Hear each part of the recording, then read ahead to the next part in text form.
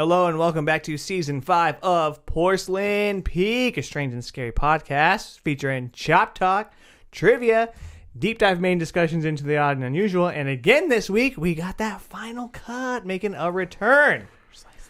So I'm one of your hosts, Tone, and I'm joined by John. And the internet darling, Anthony. Woo, woo, woo, woo. And this week we're going to share some news about the writer's strike. Going to play trivia, see if I can get my own streak going. Then for our main discussion, we are continuing with anime, talking about Ghost in the Shell. And for our final cut, we're going to give you our little review on Guardians of the Galaxy Volume 3. So if that sounds at all interesting, then stay tuned and we'll get started with that Chop Talk. Why don't you take an axe and chop it open? Before we are dazzled with that unfortunate news, how are you guys doing? Doing really well. I got to... Hell yeah, brother. Hell yeah, brother. I got to enjoy, for the first time in a very long time, a 3D IMAX film. A woman's body. The Descent of a Woman. So, as I've mentioned before in previous episodes... Wait, what did you actually say? He enjoyed a 3D movie. 3D IMAX film. 3D I get just really... in general, right? Typically, yeah. So I usually get really, really bad motion sickness, and so I've steered away from anything that requires me to put a second pair of glasses over the top of my glasses. You could say that when it comes to 3D, John's kind of a pussy. I mean, some people would say. I'm saying you could say. I'm not saying I'm saying. I'm just saying you could say. There's a bottle of orange sauce in the refrigerator right now that might be coming back home with me, Don't you brother. dare hold that orange sauce hostage. I thought I was going to have the same issue because when that blue number shit started going on, the countdown, I was like... It took me a nope. couple of seconds for it to adjust. I was like, I'm just going to wait until the actual movie starts because that's so bright and like evasive. I was like, no thanks. But on Amazon, I found a set of two like little clip-on covers that go over your regular glasses that have one for IMAX 3D and one for the real 3D. And it worked great. I felt fine right after the movie. It didn't have any problems. It's awesome. So I'm hoping that at some point in time that they do a re-release to IMAX 3D of Way of Water so I can check that shit out. I wouldn't be surprised if that happens. Pretty sure. Probably before 3 comes out. Yeah. Yeah.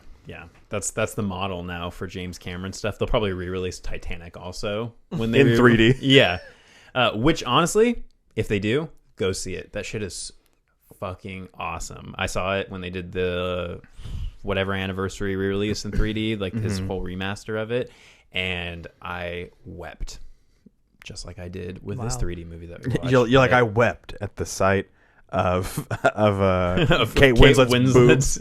Yeah, okay. I wasn't gonna say that on a hot mic, John, but Say that her hot mic, you know what I'm saying? what I did want to say though is I think that through our conversation while we were waiting for your guys' food yesterday, I jinxed myself because your wife asked me, Mrs. Jigsaw, if I still felt weird about saying that I was 30 because I was talking about how I had mentioned to somebody like, oh, I'm 30, I'm too old for such and such thing, and I was like, no, I think I've really embraced it. Like I've really taken ownership of being 30. Well, after the movie last night, I got Taco Bell, which unlike most people like in the world on the internet, Taco Bell doesn't usually bother me. Like I can eat it whenever, not a problem. I'm fighting for my fucking life today. Oh my God. It has I feel like that zombie from Return of the Living Dead that's like, I can feel myself rot. Just Montezuma's revenge. Yeah, I was up till like 3:00 just like with the worst just like intense stomach pain. Ooh. And just like trying to get those demons out of me. Mm-hmm. You gotta release the evil. Yeah, and just all day today, like my stomach has been fucked. Are you a side sleeper, back sleeper, stomach sleeper? Side sleeper. But I kept trying to change my position to try to like I think your left side is the side you're not supposed to sleep on. Yes. If you're not feeling well. Yeah. Because there's a side that's supposed to allow gravity to help support with like your digestive system to help things like move along the path a little easier. What if you're watching the movie Gravity? Does that help? Yep. Only if you're watching it with Alfonso Cuarón. It will help because it'll give you so much anxiety it'll probably get the shit out of you. I'll keep that in mind for next time. But I still ate that pizza when I got here. Before you showed up, I was like, I'm not going to do the pizza because it's going to fuck me up. And then I smelled the pizza. You open the box and you're like, it was hella good. And yeah, and it was. And so far, besides my tummy being very vocal, I'm feeling all right. I'm excited to talk about these movies. So. Yeah. Right on. Well, let's dive into that news. Yeah, we got a writer's strike. Tell me more about it. Yeah. So Yeah, John, tell us more. there was a writer's strike around like 15 years ago 2007, 2008, yeah. that basically put a stop to Heroes. Heroes specifically, yes. Right but when it was like, getting good. Yeah. but like almost all television, several movies, like production on things got pushed back by a significant margin. Yeah, so if you're ever watching a show from that era, you'll have like seasons that are 22 episodes before and after it, And then that a one 6. season, or like 13. It's very short. Yeah, That's why. If Some you're ever curious. huge projects even completely fell through. We talked briefly about George Miller's Justice League movie he was in the process of making. That pretty much entirely fell apart because of that writer's strike that happened. That shit's crazy. So So what's going on now? crazy. So they put together a writers association and a union, and that union went to bat for them with all the big studios, and they were able to afford themselves more opportunities in that space. Since then, the invention of streaming has kind of shaken up the space, which has made things more complicated. So a lot of these larger studios have now flexed into the streaming space, which has given them like an avenue to treat writers differently again, which is putting them in a space where a lot of writers are being brought on as like day help, or not being like, while they're being credited as like writers of the show, they're not being considered in the same way, and they're not being like salaried. They're considered as like contractors. So they get paid a significant amount less than like producers would, or, you know, other like very integral parts of how shows and movies operate. So at this point, because of this shift to a more streaming-based platform and things like that, they're essentially trying to fight for the rights to their employment and to make enough money to live as writers, so they don't have to constantly be writing 50,000 things in order to make ends meet in some of the most expensive places to live. Yeah, we've talked in the past about how, because of the way streaming works, residuals most of the time are not a thing that writers get, unlike on network TV shows, cable TV shows. And that is a huge part of the livelihood of a writer, is residuals from Those projects checks they've coming worked in on. constantly. Yeah, and so with streaming, especially like we've been seeing this a lot, where a show will just completely disappear from a streaming service. A lot of the time that comes down to they don't want to pay the people who are involved anymore. So if it's just not available to watch, they don't have to keep paying residuals.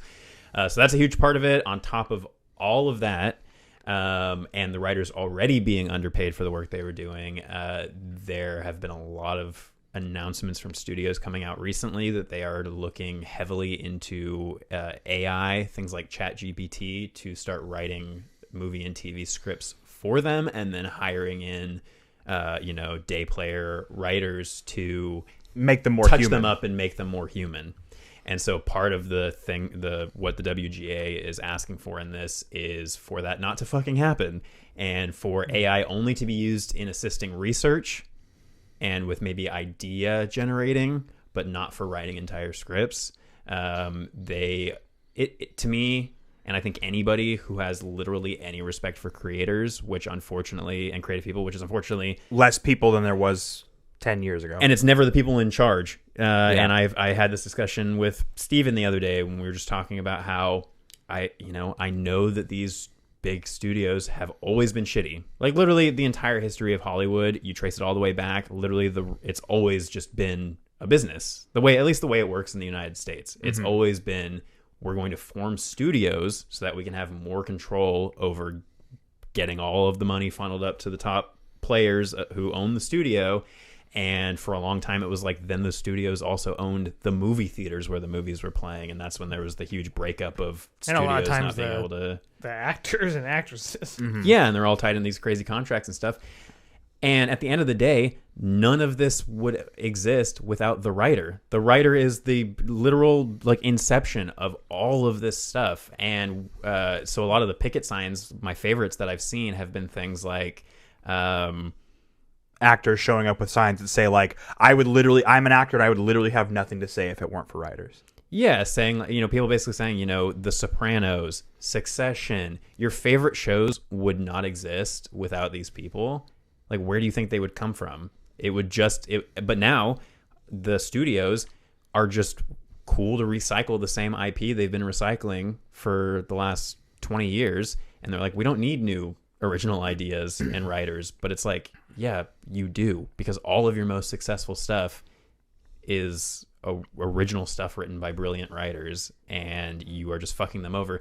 The Bear, that I think it was Hulu, Yeah. FX show that won tons, a bunch of awards and was pretty much like one of the most highly touted shows of last year. The writer of that show went into this strike with negative money in their bank account. That's fucking crazy. And a lot of writers like are not able to afford the rent and where they live. And people who don't understand what's going on here have been making a lot of shitty comments online about like, oh, well, they're all rich anyway. It's just a bunch of rich people complaining about not being richer. And it's like, no, they're not the ones making the money off of literally any of the work they're doing. The only people who are really succeeding in that space as writers are people who flex into other parts. So like Gunn. Or Flanagan. Flanagan's been all over the writer's strike. Been like out picketing. Yeah, I saw a out picture there. of him today with his sign with Raul. Yeah, Yeah. And like for him, he basically took like in order to make sure that he could make money off of the things he was creating, he took more of the creative process into his own hands and started editing and directing and basically making everything the vision that he wanted.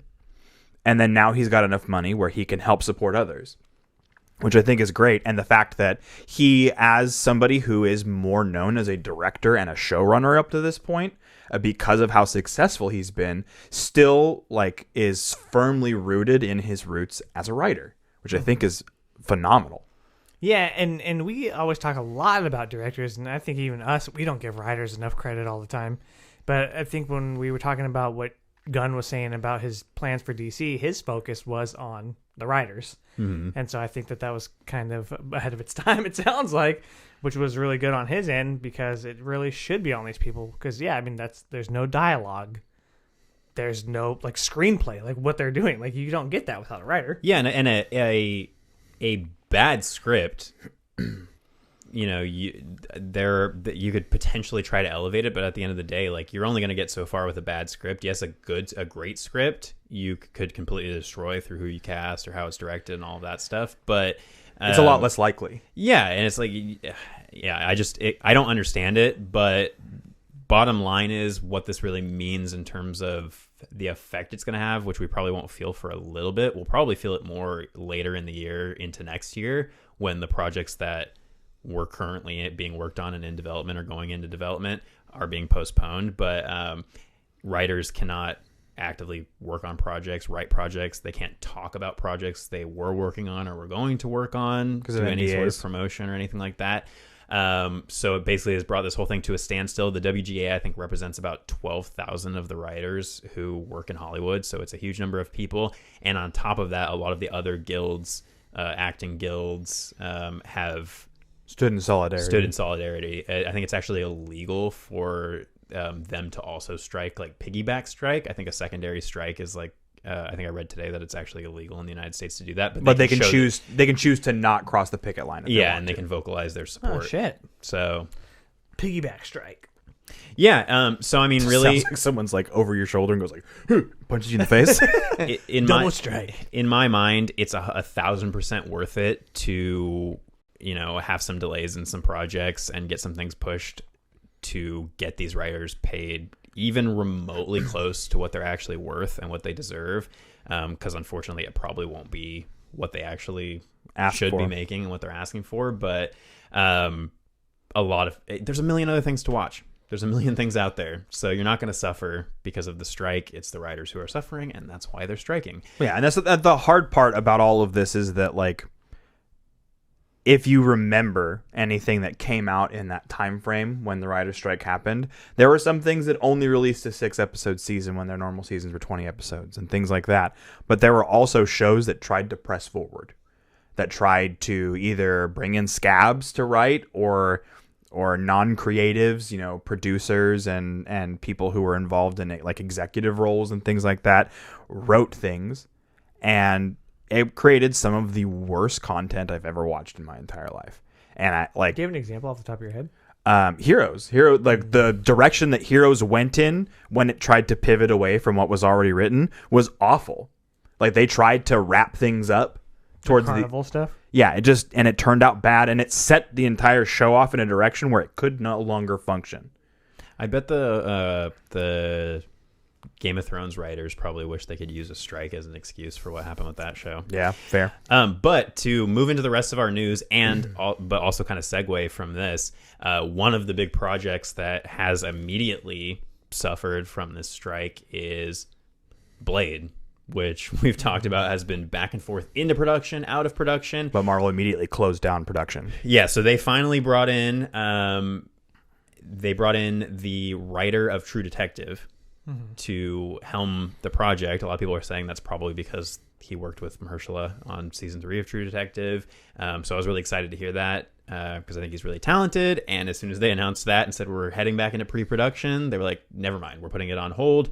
But they basically said it will come back as soon as all of this is worked out with the strike. So if you're excited about Blade, chill a little bit. It's going to be a while. Yeah, there are some shows that I know are trying to continue forward with like the rest of the process of creating their show while they wait for the strike to end. I know that Andor has talked about doing all, like basically continuing with all non-writing pre-production for season 2 of Andor. I don't know how I feel about it. I mean, as long as they're not attempting to write and then film more of this like really well put together and like cohesive story, but they're just working on like sets or working on blocking or, you know, talking about like what they can do with effects or things like that. That's all fine with me.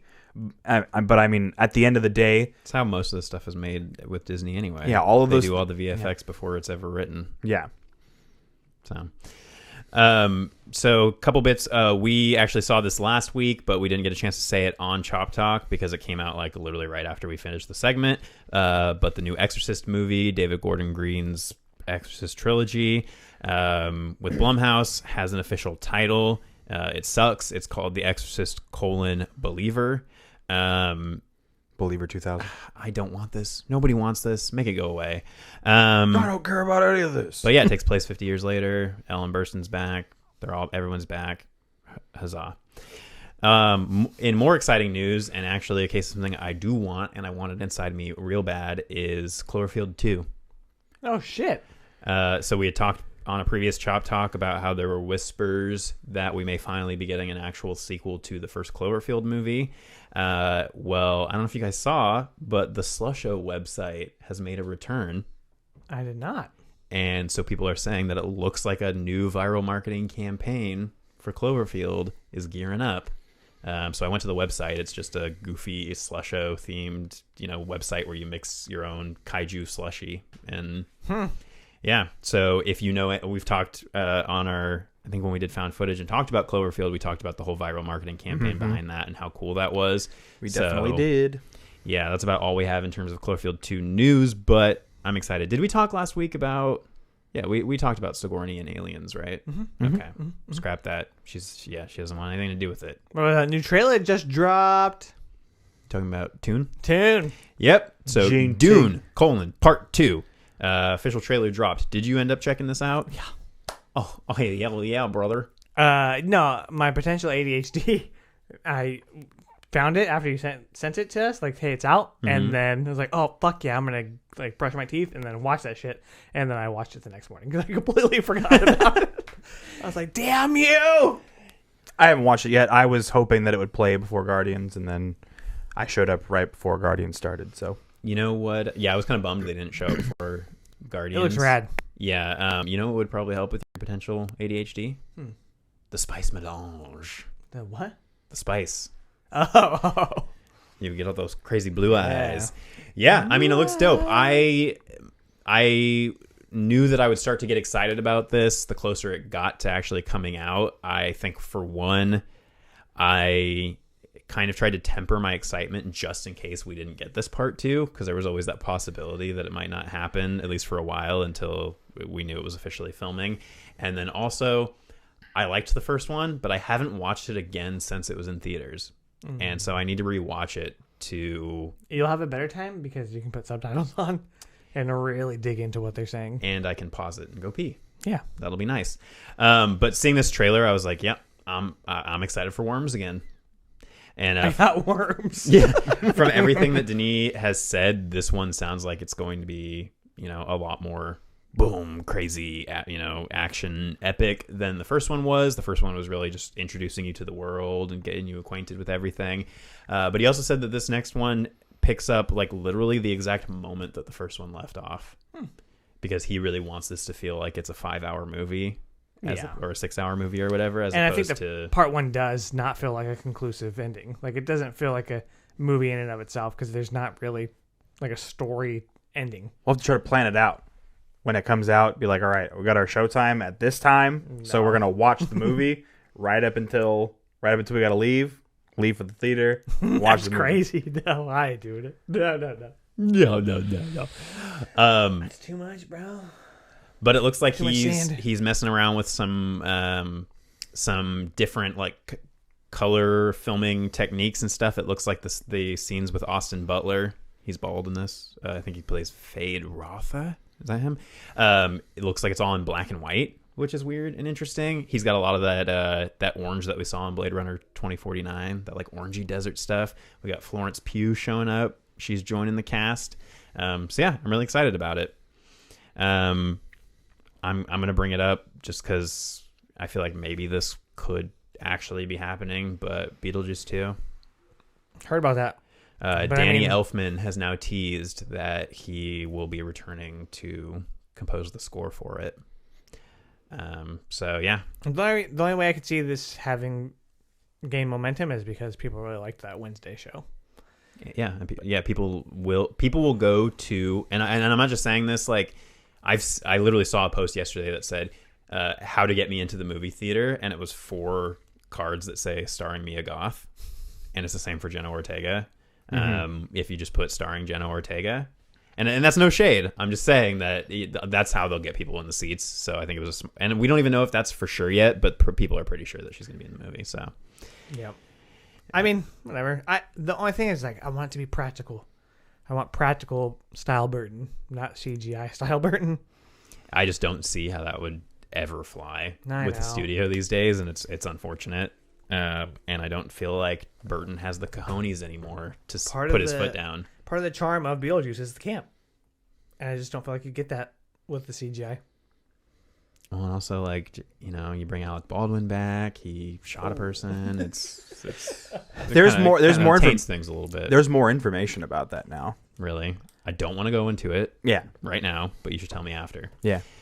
And then Blair Witch. I wanted to mention this because we talked about the Blair Witch Project in our found footage February. Jeez, time passes so quickly. The sands of time. There is apparently an untitled Blair Witch sequel currently in very early talks, early works that is supposed to be directed by Oliver Park. He did a movie last year called The Offering. He also did a movie called Still in 2017. I haven't seen either of these movies, but we're getting more Blair Witch. Sequel to the most recent one? Who knows? They may be trying to do another like requel. They're like, oh, you guys didn't like the 2016 one or whatever? We'll do the same thing again. And then Good luck. Quick update. Since last week we talked about Evil Dead Rise, it has now officially become the highest grossing of the entire franchise. Wow. With inflation adjustment. It has made $100 million in the worldwide box office, which I think is $5 million more than the 2013 version. In a week? I think it's going to have a huge drop off this weekend, though. It's going to go to streaming in this next week. So it had like it had a pretty sizable drop off, if I remember correctly. It was like 50 or 60%, but for a horror movie, it was pretty solid. Like, it wasn't like as steep a drop off as typically expected. So yeah, if you haven't seen it already, go check it out. You'll probably Fix that shit, bro. You'll probably be less devastated by that movie than you are by Guardians of the Galaxy. So Cool. That's going to wrap it up for Chop Talk. We'll go ahead and get started with some trivia. That Christmas house of wax, the fog, piranha. It's one of those, right? Right? Everybody triv now. Dive right in.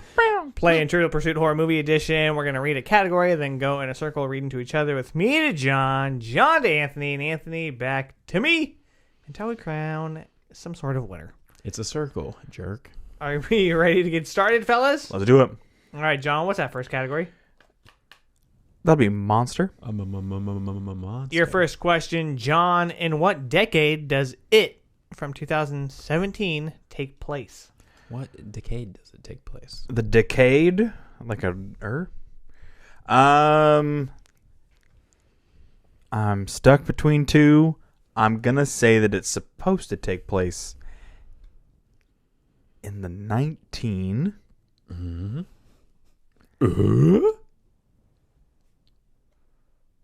80s. That is correct, sir. You're on the board. I was torn between 80s and 70s. Glad that I went with my gut. And I'm stuck in the middle anymore. Anthony, what insects overrun the hermetically sealed environment of Upson Pratt and Creepshow from 1982? It's those fucking cockroaches, bro. That cockroach Tony Montana is correct. Yeah, love Creepshow, but I tend to actually stop watching the movie before that last segment because it gives me such bad heebie-jeebies. I heebs and the fucking jeebs. hate roaches. So, Yeah. and that's why Men in Black terrifies me. That's why he's always chiefing them roaches. Just Tone, what is the name of the character played by Bela Lugosi in The Wolfman from 1941? I don't know. I think I remember it from the one with Benicio. Is it like Lawrence Talbot? Something like that. Bela Lugosi, get this, plays the character Bela, Oh, who is a gypsy that is the first Oh. werewolf of the film. I didn't know that. right on. So that's pretty interesting. I like that. I don't feel bad about missing that at all. Norp. All right, at the end of round one, John and Anthony are on the board. I'm sitting with the goose egg, and we're moving into Gore/disturbing. John. The American outpost in The Thing from 1982 is located on what continent? Antarctica. That is correct, sir. Couldn't Clearing, have been a more John question. yeah, clearing out the slam dunks on this card. We'll see how that continues. Anthony, The Midnight Meat Train from 2008 was based off of a short story of the same name by what author? You know what, guys? Fuck it. We'll do it, Clive. Clive Barker. It's indeed Clive Barker. Hey, I didn't know that. And old Brad Coops. Yeah. It's old Brad Coops in Oh, that. Bradley Cooper. And what's the dude from, like the British dude from The Things? Sir Ian McKellen. The British dude from The Things is not very narrow. He's like Richard Attenborough. he's always like a football hooligan and shit. in Midnight Meat Train. Is that what you're saying? He's in that movie, yes. Oh, the guy that plays Luna's dad. Maybe. Reese Fonz. Something like that. I don't know. I'd have to look I it don't up. know. Audience, phone in. Tone in. This is crazy, man. Trick or Treat from 2007. Oh God, if I get this wrong now. It'd be so embarrassing. Yeah. The group I of didn't buy four. this. It was a gift. So Okay. The group of four women are revealed to be what type of monster? You get multiple choice, but I don't think you need it. sure, go ahead. Okay. A. Witches. B. Vampires. C. Werewolves. D. Zombies. Oh, now I don't remember. The group of four women are revealed to be what kind of monster? Don't they have Anna Paquin in their group? Anna Paquin Fuck. plays a certain Marilyn Manson cover as they monsterfy. I'm really painting the scene here for you. I know. Oh wait, no. Okay. I know, huh? Isn't she dressed like Little Red Riding? I'm gonna say they're werewolves. They are indeed werewolves. They like they're the cool kind that tear their Yeah. skin off, and they're werewolves underneath. I kept wanting to say vampire though, and there is a vampire in the movie though, right? The guy that tries to attack her, who is the principal, is dressed like a vampire. He's got little Okay. fake teeth in. Yeah. That's what I was thinking. And also because it's Anna Paquin. Hand in hand. What? Toward two in the bush. No, vampires. Yeah. Because she right. played Rogue in X-Men. She sucks out the powers of the other people. Yeah, she's a power vampire. Power pyre. All right, cool. So I'm on the board. 2, 1. All right, cool. Thanks, John. And we're moving into Psychology. Psychological. what is the amount of money, John, that Marion Crane steals at the beginning of Psycho from 1960? Adjusted for inflation. No. Is it $40,000? Oh shit! Yeah. Boom! Now, the question is, did you remember that from the movie, or did you remember that from the last time we had this question in trivia? I remembered it from the last time we had this question. Because I was going to say, either one's impressive. Yeah. But yeah. Wow. No rules against that. What a hole. If you can remember anything we said more than 5 minutes ago, you get a point for it. Have you guys heard about this writer strike? We just do the entire Chop Talk again. No, explain it to me, please. Anthony, who directed both The Sound of Music from 1965 and The Haunting from 1963? That's a hard question.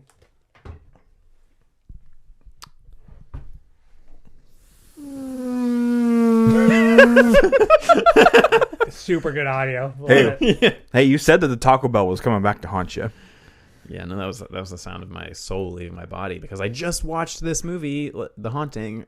I'm gonna say,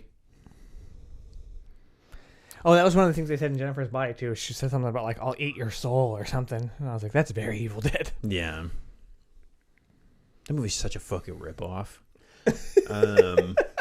Well, then it feels like Evil Dead Rise took her floating out of the water straight from Jennifer's Body, and I was That's like, "What the fuck is yeah. happening?" It's poetry, man. It's a snake. What's it called? It's an Ouroboros eating its tail. An Aurora Borealis.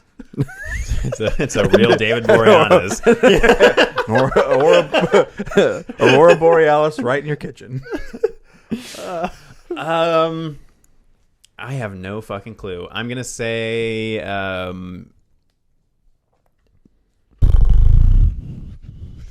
Nick Castle. It is. You would be wise to guess that it was Robert Wise. Damn. That was a tough one though. Tone, what actress played Jessie Burlingame in Gerald's Game from 2017? Come on, baby. Long neck. Oh, is that Carla? Oh, I don't know how to pronounce it. Is it Giacchino? Carla? Think of some shit that we say on this show a lot. We're talking. Remember what he said about disremembering? Yeah. Carla Gugino. It's Gugino. Fucking nailed it. I mean, honestly, I would have given it to you for Carla Giacchino because I was like, "You're." Michael Giacchino is the one who has the last name Giacchino. Oh. But yeah, from the hit television series "Where in the World is Carla Gugino?" All right. Cool. So I got 2, you got 2, and you got 3? Yes. Oh, shit, baby boy. All right. Then we're moving into... Paranormal. John, this one is doable, but it's a little tricky. Okay? You're gonna have to rock a rhyme, dude. In The Conjuring 2 from 2016, Electric Boogaloo. what is the name of the demonic nun whom Lorraine battles at the climax of the film? Oh. It's in there. yeah, it's definitely in it's there. rattling around. in She my brain. remember she has that whole P. Tier Griffin moment where she's like looking around the room, Yeah. and seeing all the clues. No, I think it's just spelled out. Yeah, it's like in like kids blocks or something, and she's like, oh, "Your name is." Oh, now I'm thinking the one from the first movie. Bathsheba Sherman. Yeah. Wallaby. Yeah. Oh, what is her name? Her name is what?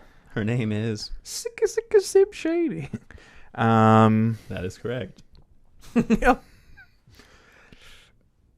Sister Slim Shady. Back in the Habit. Fuck, I don't remember Second this. favorite sequel title. Am I right? That's what they should call the Nun 2. Just take the Nun 2 back in the habit. Just take it straight from Sister Act. Oh, that's pretty fucking funny. Sister Gabagool. That's your answer? That's your guess? Yeah, I don't got it. It's Valak, bro. Yeah, Valak.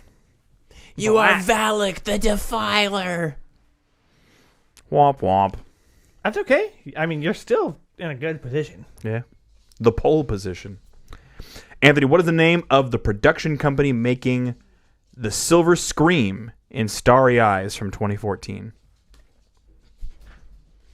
I'm not gonna offer, but proverbially on the table.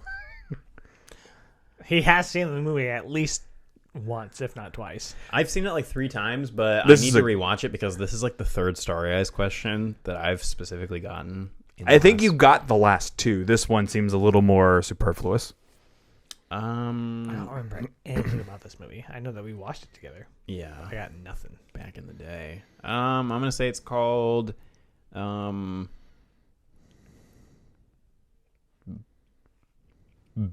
Beef House Pictures.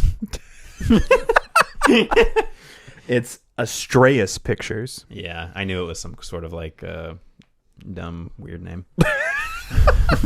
Oh, you knew that, huh? Yeah, I knew it was Weird. somewhere in the ballpark of dumb and weird.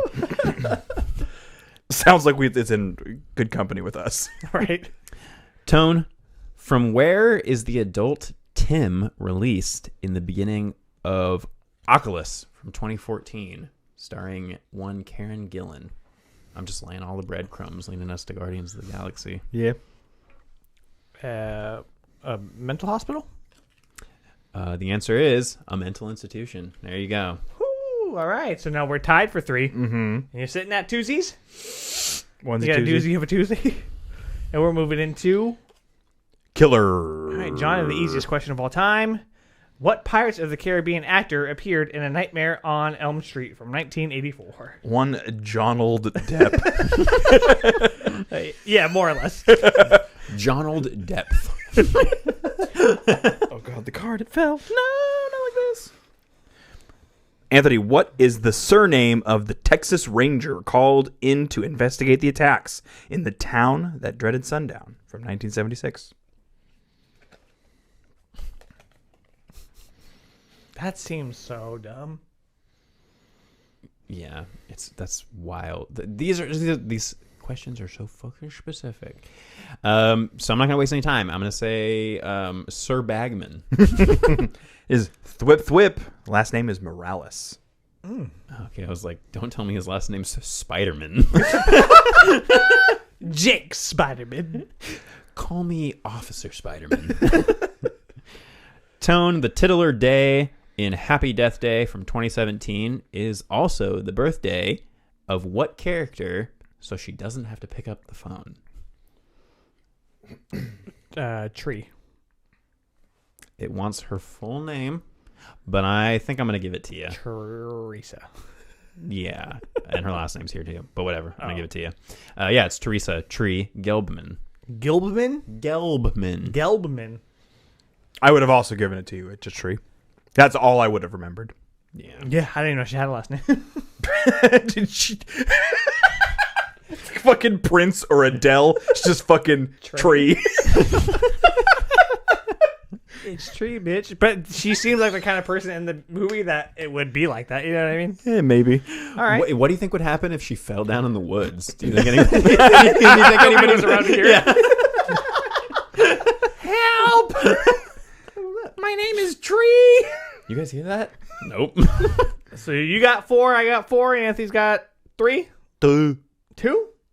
Yeah, I'm just let's just pretend. Okay. John in The Wailing for your international question from 2016.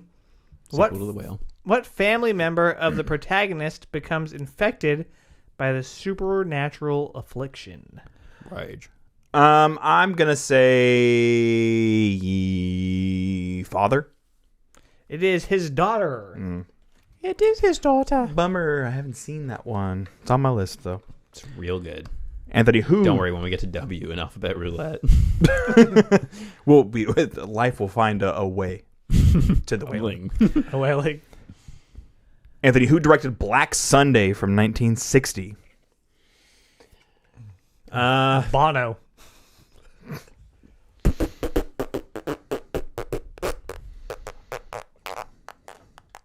Sorry, the answer we were looking for was The Edge. Oh, dang it.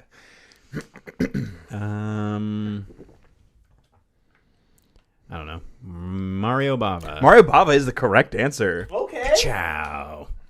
Hey, so I'm not completely useless. I hate his liver with some bava beans. All right, so this is for the Dubski. What type of musician is protagonist Mun in The Eye from 2002? Oof. Well, there's only like 2 instruments, right? So you got a 50-50 chance. I will say piano. She a flautist? Ooh. She's a violinist. Dude, that was my initial guess. God damn it. And then I was like, what do people play that can't see?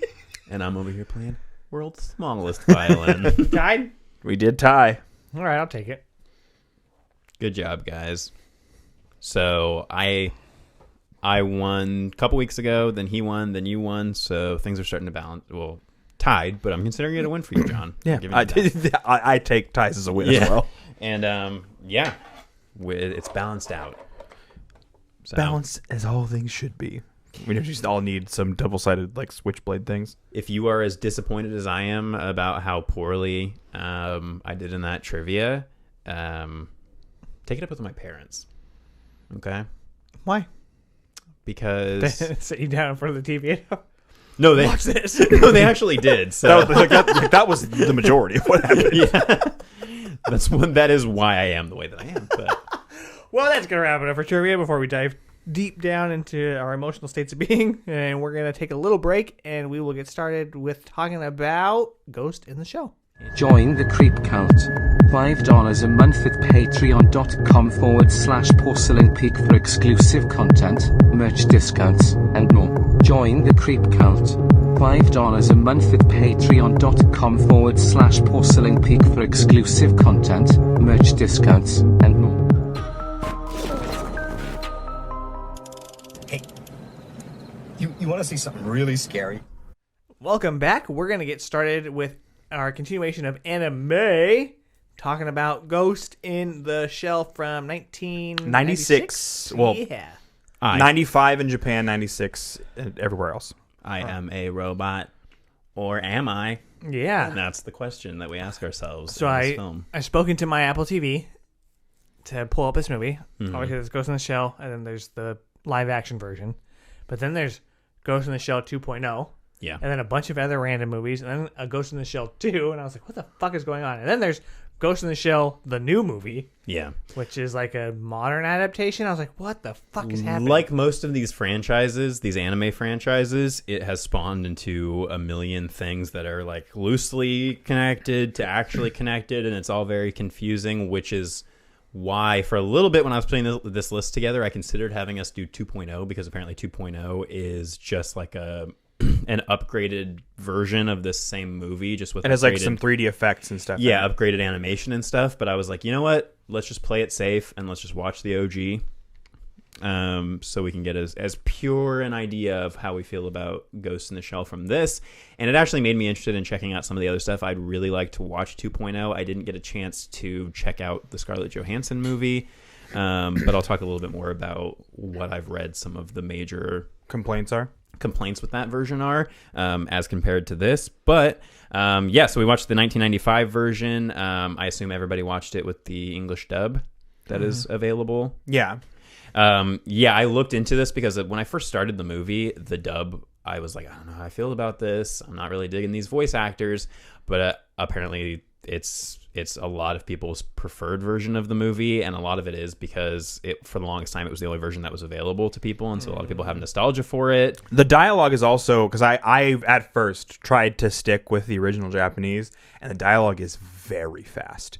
So it like you are constantly just eyes down at the bottom of the screen. Like there's no time to like read and then sit with it. It just was very hard to keep up with. Yeah. Where normally I don't have that problem. But in this specific instance, reading all of the dialogue was very complicated. Yeah. So brief plot synopsis for what this movie is about, if you don't know. It's The Matrix. No. In the year 2029, the barriers of our world have been broken down by the net and by cybernetics. But this brings new vulnerability to humans in the form of brain hacking. When a highly wanted hacker known as the Puppet Master begins involving them in politics, Section 9, a group of cybernetically enhanced cops, are called in to investigate and stop the Puppet Master. Our main character is the Major Motoko Kusanagi, and she is a ghost in a shell. So she is a robot who has a human brain or human soul, and that's what they call like the human soul in this world is a ghost.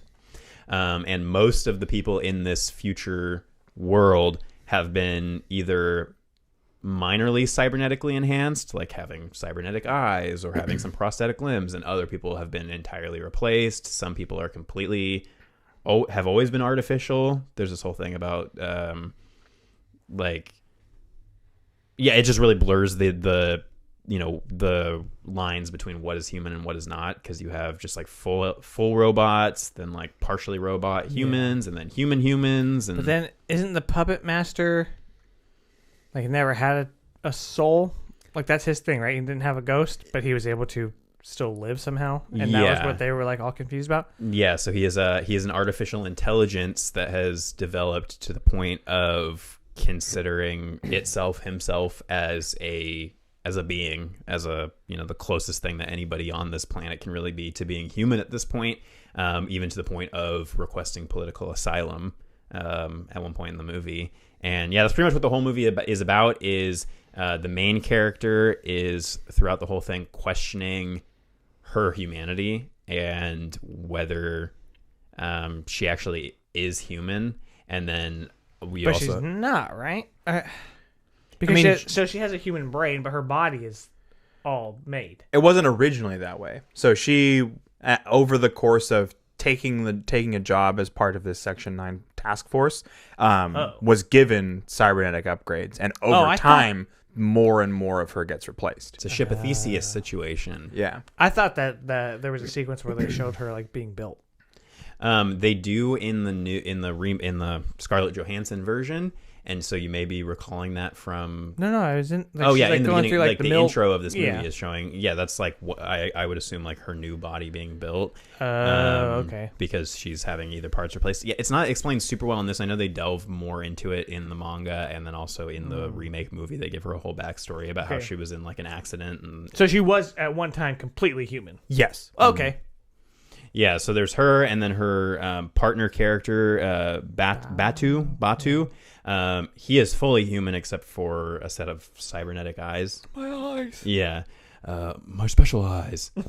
And so basically the movie is them getting mixed up in different situations that help them uncover this conspiracy about where the Puppet Master came from. And there's some pretty dope action throughout the entire movie, some gorgeous animation. I had seen this, I think, once before, and I was a big fan of it. How did you guys feel about it? Because I know you, John, said that you had thought you had seen this, but it turned out you hadn't. Yeah, so after going back and doing some additional research, found out that this was actually one of the things that was on my current sci-fi misses list. So we've done this a few times where things and our themes have kind of crossed stuff off of our lists. Mm-hmm. So this is an instance where this movie was crossed off my list by watching it. I found it super interesting. Obviously, I can see all of the different like through lines that connect to stuff like The Matrix. I even saw some things that maybe connect with like Winnell's version of Invisible Man in the way that they use the technology to become invisible. Oh, yeah. The Very- thermoptic camouflage. Yeah. How it kind of uses the images that are around in order to help them blend in and create that invisible look, which I found super interesting. I was like, I definitely could see where a lot of different films that kind of have that like not so distant future, like government level technology upgrades, all kind of pull influence from this Ex story. Machina popped into my head pretty quick, especially with the whole Deus Ex Machina, God in the Machine, Ghost in the Shell, Ghost in the Machine thing. Yeah, so there's definitely a connection there, and that whole movie is also about the what makes something human and when does something have a soul and all that. What about you? How did you feel about this movie, having been your second foray now into I think the it's anime realm? more accessible than something like Akira. A lot shorter too. Yes, which I didn't have a problem with. I did pause and have to go back, but I thought that I was in the middle of the movie, but I was at the end. I had to stop watching it when she like hacked into the puppet master or whatever she calls it, like dives into it. She has like a word for it. Yeah, Dives is correct. Yeah. But I thought it was good. I had a good time. It's like you said, it's full action. Although I guess I was a little bit confused. It's easier to understand about what's going on because I feel like Akira, we're still missing half of that movie to some degree. Yeah. But yeah, I liked it. With this, like, as long as you're paying attention, like you said, John, it is very fast paced, and that's part of the reason too why I would recommend doing the English dub if it's your first time watching it, just because there's so much going on in terms of the conspiracy going on and like where they are at certain points and what all is going on. I was confused having seen it twice. I had to go to the Wikipedia article and read the plot synopsis so I could fully understand like what was actually going on throughout the movie. When just that conversation they're having in the car when she's being asked like what she thinks is going on, and like she like circles around the same idea like several times and it's like, well, it could be this, and they might be thinking that this is a trap because they use this older version of the virus, but that in itself could be a trap, and then background and then background. And she has like several different instances where she's talking about like how like basically the human part of her has a hunch. And I think that watching that in Japanese would be so complicated to understand it or to try to read and keep up with, because it would just be, like we were saying earlier, the Ouroboros, the snake eating its own tail. The David Boreanaz, Yeah. So the animation in this, it does have a pretty different feel from Akira. There's a pretty good time gap between about 10 years between these movies, and in this they employed a lot more digital technology to pull off what they did. So a lot of the way the lighting is done in this is done through computers figuring out like where to shade and light things, as opposed to a human going in, which is interesting because of the subject matter of the movie, that they employed so much more of technology. So there's a lot more digital stuff to add a bit more depth. Something that really stood out to me that I was happy to read about afterward was the way they were able to use digital technology to create focus, because there were a lot of scenes where I would notice like there would be the head of like the interpreter robot in the foreground, and then the characters in the background would be out of focus, and you'd just be focusing on that like head that was up there.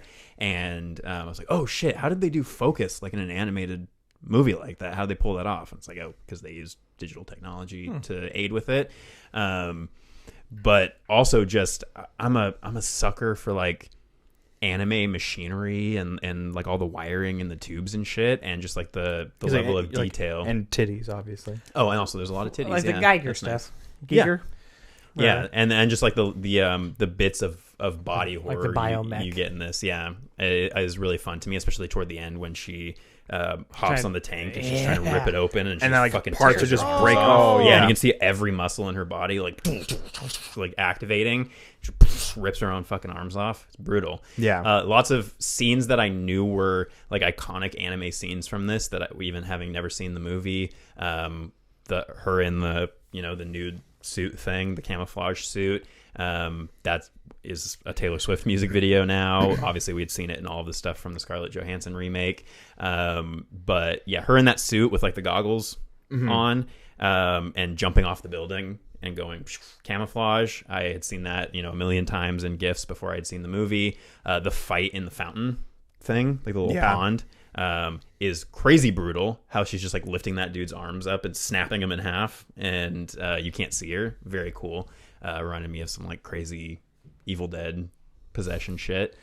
And then her, ripping her fucking arms off. I had seen all that stuff, and I was like, "What is this from?" Oh, and I think I'd seen it in memes. The shot where the one dude goes to type on his computer, and his fingers go like split into like a million little fingers, and I was like, "Damn, I need that for running the social media and texting you guys." And I got 4 phones. I want fingers that turn into more fingers. It's like those hands from Doctor Strange. They come out of his finger. You know what I'm talking about?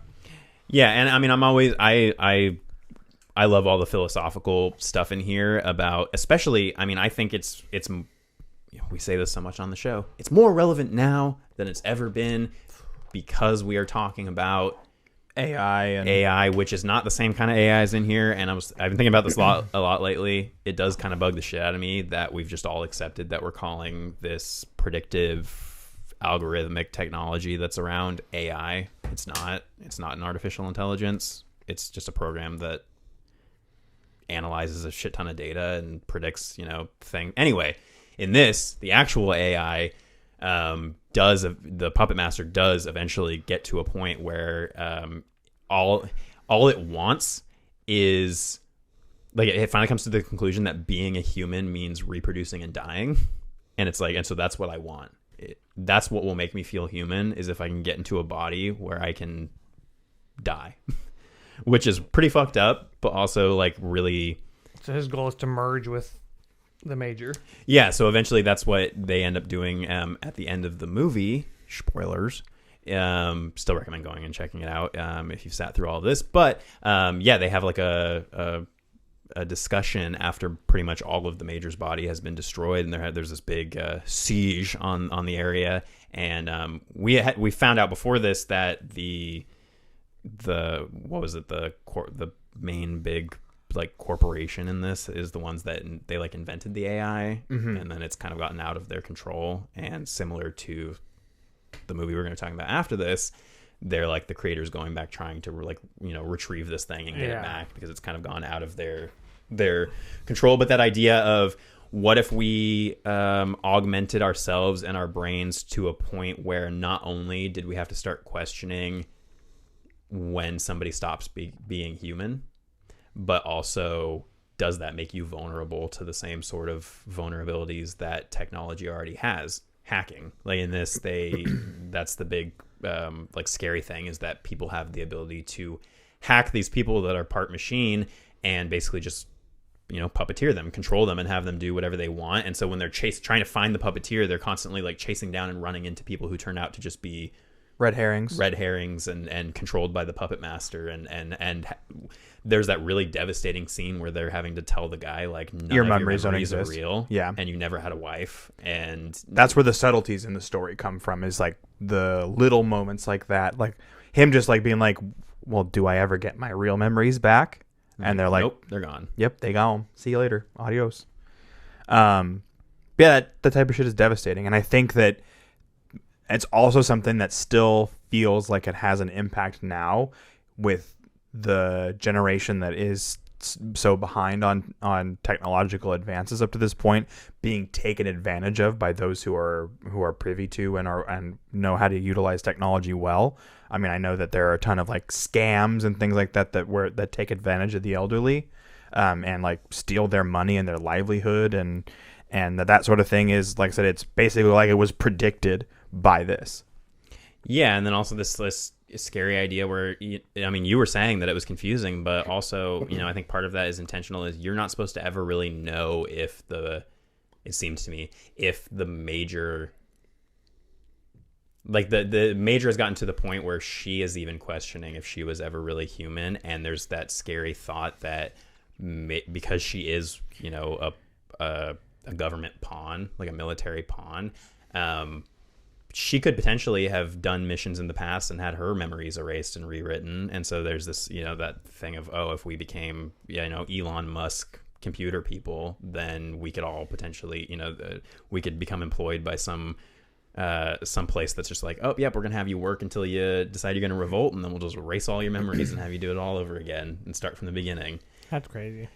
Yeah, so there's a lot of that really deep philosophical stuff that I think, obviously it makes a lot of sense to me why the Wachowskis and other creators would go, ooh, there's a lot of really cool material there to explore. And, I joked a lot with you guys about how The Matrix obviously took a lot from this. They luckily didn't just try to pass off the exact same movie shot with American actors. It has similarities, but it's a very different story and very different. It just explores a lot of the same concepts. In terms of like similar visuals, they've been very honest about saying, yeah, the green code that we use throughout The Matrix is directly from the code that was created for the opening titles of this. When they were pitching making The Matrix, they literally just brought a copy of Ghost in the Shell to the producer and said, we want to do this, but for real. And that's kind of how they got the movie made. And then the whole, plugging into the back of the neck interface in the back of the neck. That's all very similar, but there's also James Cameron has said that a lot of his concepts for Avatar, the like plugging in thing and all, and having being this whole connected network and all that stuff, and the just adding additional like organics to the mix with it being their like weird hair. Yes, he said thing. He was heavily inspired by this. The Deus Ex franchise, the video game franchise, is heavily Ghost in the Shell inspired. Just like Akira, there's a million things that have directly taken inspiration. AI, artificial intelligence, the movie Surrogates. Steven Spielberg has talked about other stuff that's been inspired by it. And yeah, I think just like The Matrix, it does a really good job of balancing its deeper philosophical themes with just really badass action and animation. So you're never, or at least very rarely, going like, oh my god, they're getting like so far up their own ass. It'll just be like, okay, brief little moment of deep conversation between these two characters about like, why would a robot want to swim in the ocean? And then some shit starts exploding, and then everybody's firing guns, and it's crazy again. And then there's boobs. Kinda. Yeah. And boobs. Anime boobs, which, is enough for a lot of people in the world. There's entire categories on Pornhub for that, so. I wouldn't know. Sure. But yeah, that's pretty much all I got to say about this, because it is a shorter movie. I mean, you'll be in and out of here quick. And like I said, it got me interested in checking out the rest. Probably not all of them. I heard the second one's also good. Yeah, and I think part of the reason that they went back and did 2.0 was to make it fit more in line with the sequel. Because I guess by the time the sequel to this came out, there have been further computer advancements. In animation and stuff. And they had decided to go a slightly different thematic direction with the series. So the second one also has some added and removed and switched around scenes to like better make it fit in line. So I think if you were intending to watch a sequel to this, it might be a good idea to go back and watch 2.0 first to lead into this. Yeah. But I'm very curious to watch the ScarJo version, because from what I've read, the main thing that makes it suffer is that it kind of takes all of the philosophical themes of this out and like Americanizes the entire thing. And literally whitewashes it. Well, interestingly, from what I was reading today, is people who lived in Japan did not have any issue. I mean, not everyone, but a lot of the people who were asked about it didn't have an issue with her being cast, because, and you see this in a lot of anime, like beauty standards over there tend to come from like you see a lot of white blonde character, like Naruto and stuff. Yeah. Like, those are examples of like, they seem to, at least in animation, seem to idolize this like Western standard of beauty. But it was actually Japanese Americans who were more upset about it. And then there were the people that were like, yeah, but she's a robot. So like, why does it really matter? But I'd be interested in checking it out, because aside from the casting, most people's biggest issue was that it took all of the philosophical stuff out. And a lot of people said it's a fucking gorgeous movie, but there's just no depth to it. No Donald depth. Yeah. It was coming. Yeah, if you weren't going to say it, I was going to. Yeah, I was ready. I couldn't find the ScarJo version officially anywhere. Oh, streaming? Yeah. Yeah, I'll have to try to hunt it down. I'll have to jack into the network. Jack into the network. Hop into the dark web.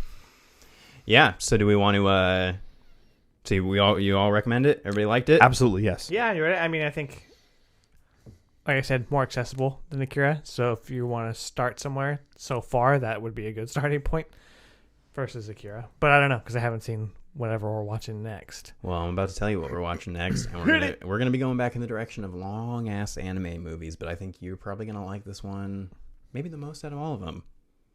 This one is 1997's Princess Mononoke. I was at Barnes & Noble the other day, and they had a book of the drawings and animations from the guy that worked on these movies. Mm-hmm. This one and a few other ones. And I was like, oh, this is so cool. This is perfect timing. I did not buy it, but I flipped through it. I did not.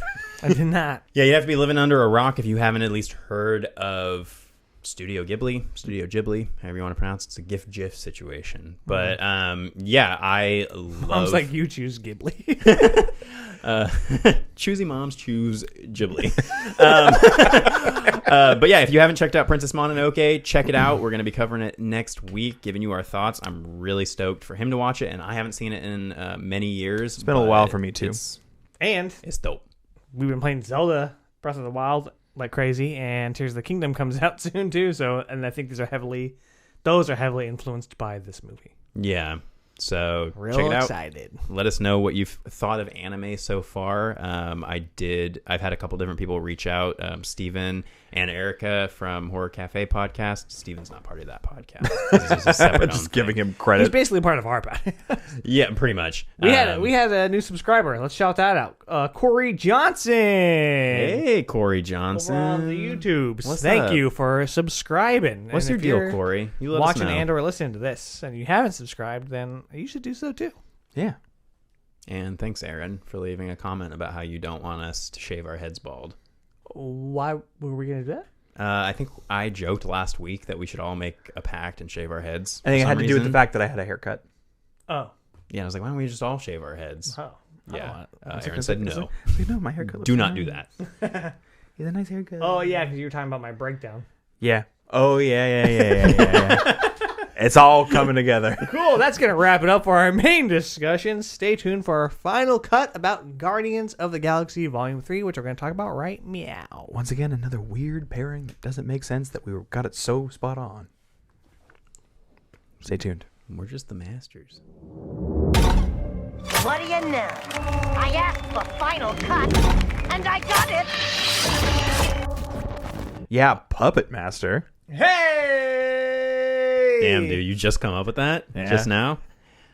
I definitely didn't say it off mic and then realized that it was fucking stupid of me to have not said it on mic. Well, before we get started with the discussion, I do have something that I wanted to reveal to you guys. Okay.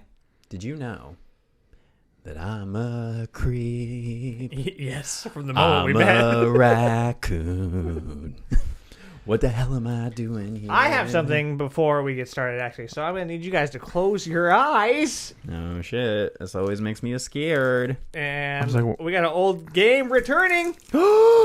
I hear candy. Candy is dandy. Yes, fellas. All right.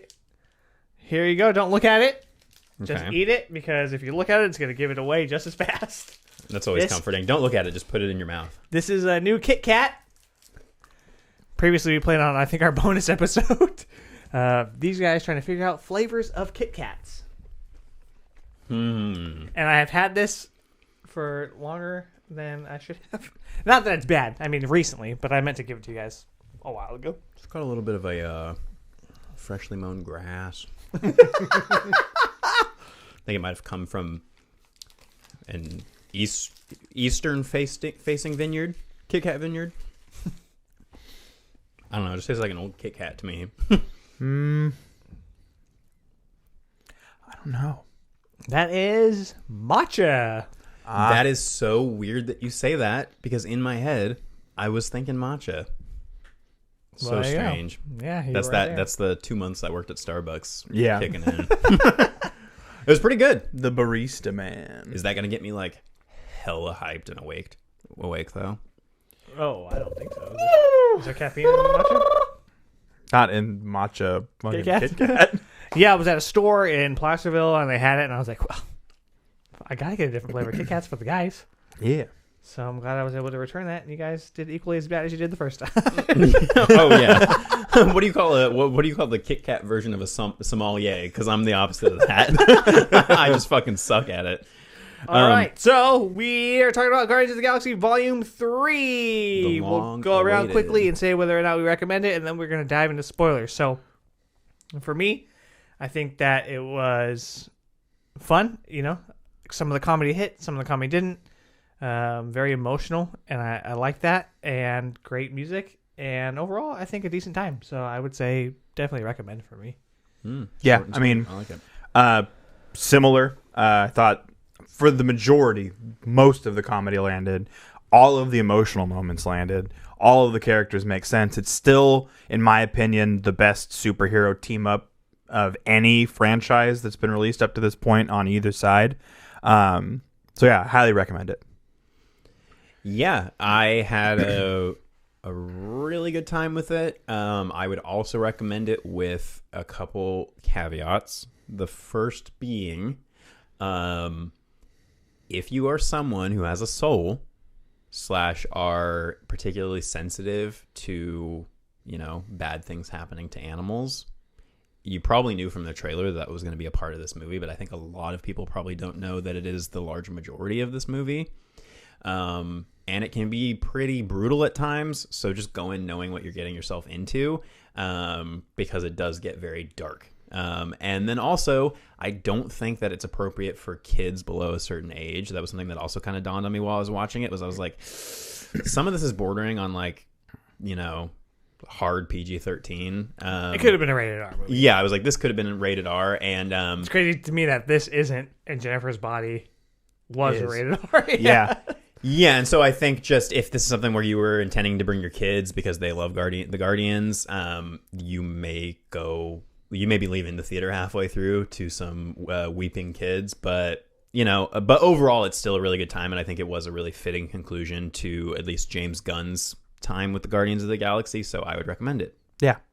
But cool. Yeah, let's dive in. Spoilers from here on out for Volume 3. Here on out. So we find our heroes at nowhere, and it has been rebuilt, and they have their own little headquarters there now, and they're kind of running the show along with some of Star-Lord's old Ravager buddies. What I love about this specific section of time, I don't love Star-Lord being a drunk, depressed mess, but I do love that they got to be a part of this huge cast of characters with the Avengers films, and got to see kind of what they do and how they have this huge compound and this really well put together network, and everything is really super polished within the Avengers universe. And so they tried to do their own version of that, and it is immediately destroyed based on their prior actions. Yeah. Yeah, I hadn't even thought about it that way, but that's a really good point that, between Guardians 2 and this, they've been through some insane shit that, would have shown them how a halfway decent team actually functions. So they would have taken some cues from that. But then also, I think that the events of the Infinity War Endgame stuff would have also, for most of them outside of Gamora, really put it into perspective, how important the Guardians of the Galaxy are in terms of actually being Guardians of the Galaxy and doing their job and protecting people. Because it seems like in this one, they're a lot more put together and serious, at least at the beginning. It's a lot less about thieving, stealing shit from people and doing their typical space pirate bullshit. Yeah, and so in the beginning, they're setting up like you said, the sign that immediately gets destroyed, but the sign for their little, headquarters and all that stuff, and they're all working together and having a great time, and we open, but the tone is set that this is not going to be your typical happy-go-lucky Guardians of the Galaxy movie by opening with Rocket singing along to an acoustic version of Radiohead's Creep, which I was very excited to hear. I think it might be my favorite version of that song. And just the fact that I love the way that James Gunn uses music in his movies. That's been the most iconic part of the Guardians films. I feel like it was overdone in this one, because there would be parts where it would play a clip of one and then immediately go into the next one. And I was like, well, we didn't really get to enjoy the last one.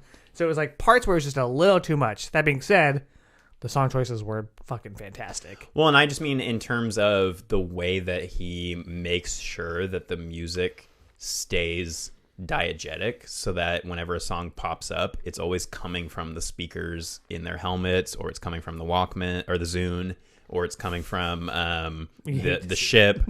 Yeah, and so so you'll regularly hear the song start out on speakers and then become the score for the movie. And I like that he didn't forget.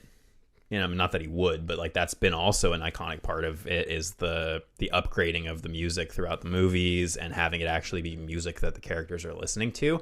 And I love that now Rocket has had enough time, like with the Zune and the music, that he is singing along to the songs. I thought that was really sweet, like seeing him just walking down and with the headphones and listening to Creep and singing along to it. When they do that later in the film, they kind of, because this ends up being the majority of it, is a flashback origin to Rocket's creation.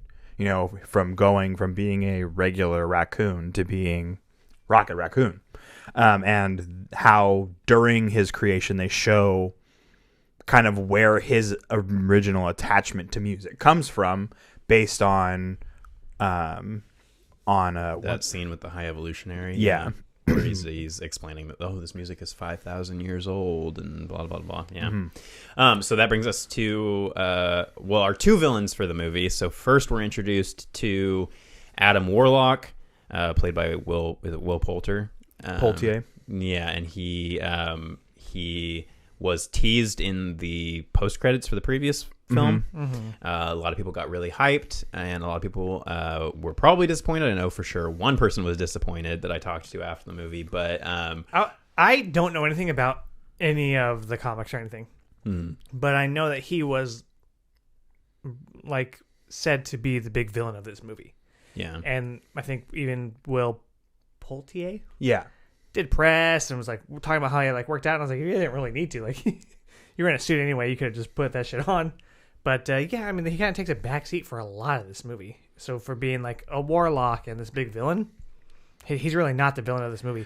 In the comics, he doesn't really end up being that much of a villain. Like, he's more of like, yes, he does have some times where he's at odds with the Guardians, but he is more of a like borderline anti-hero kind of territory, where he's one of the people in the comic version of the Infinity War that ends up being able to stand toe-to-toe to Thanos and helps with them being able to win at the end. Oh, okay. He reminded me a lot of Captain Marvel, where he just has like such an insanely overpowered power set that whenever he comes into a scene, I'm just like, okay, how are they going to have to figure out a way to make him disappear for a third of the movie or half of the movie, which they do in this, because he shows up and just immediately completely wrecks shop on nowhere. There we find out that Rocket, after he's attacked, has like a kill switch in his heart that was put there by, we find out, his creator, the High Evolutionary, who is the main villain of the movie, we find out. And so the whole movie revolves around a few different quests that the Guardians have to go on to try to get the code to deactivate the kill switch to rescue Rocket. And so he spends pretty much the entire movie on a med table, and we get the most Rocket through flashbacks, like you said, which I had watched Dan Murrell's review of this before I went in, and so I was kind of prepped for what we were getting into, because he said that he actually felt like Gunn went too far in this movie in terms of the animal stuff.